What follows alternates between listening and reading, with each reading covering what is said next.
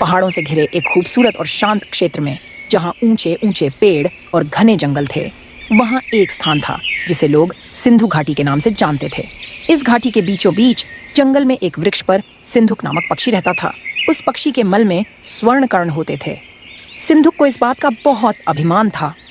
एक दिन उस जंगल में भवानी सिंह नाम का एक शिकारी आया।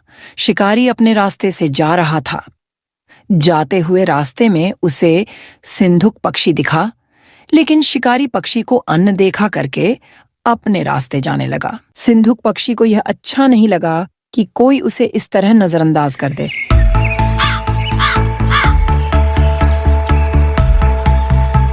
वह उड़ता हुआ गया और शिकारी के ऊपर अपना मल त्याग दिया।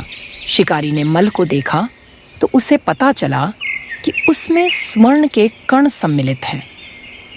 स्वर्ण कण देखकर शिकारी ने सोचा कि इससे वह बहुत अमीर हो सकता है, और वह उस पक्षी को पकड़ने के लिए उसके पीछे भागा और कुछ ही समय में उसने उसे अपने जाल से पकड़ लिया।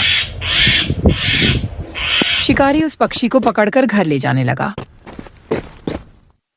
और घर जाकर उसने उसे एक पिंजरे में बंद कर दिया।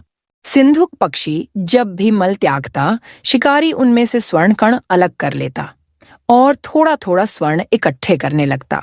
अब उसे बस उस पक्षी के मल त्यागने की प्रतीक्षा करनी होती थी। थोड़े बहुत स्वर्ण कण जमा होने पर वह स्वर्ण कणों को बाजार में बेचता और अच्छे दाम में उन्हें बेचकर अपनी जरूरतों को पूरा करता था।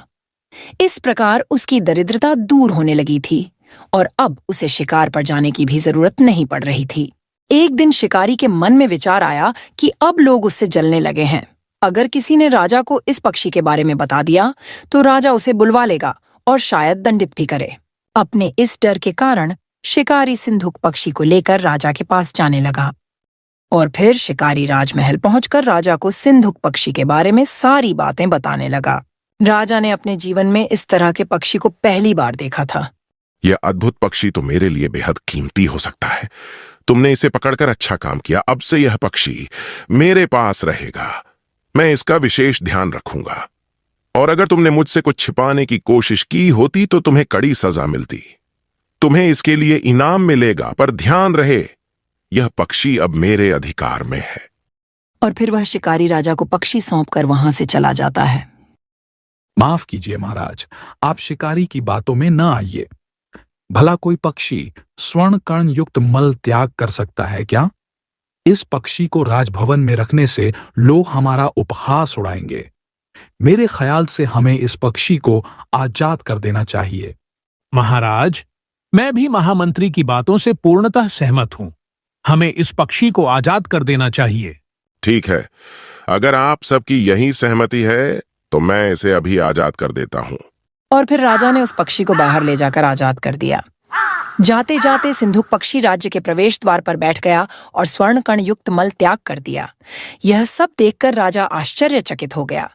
तभी सिंधुक पक्षी कहता है, पहले तो मैं मूर्ख था जिसने अपने घमंड में शिकारी के ऊपर स्वर्ण कण युक्त मल त्याग दिया।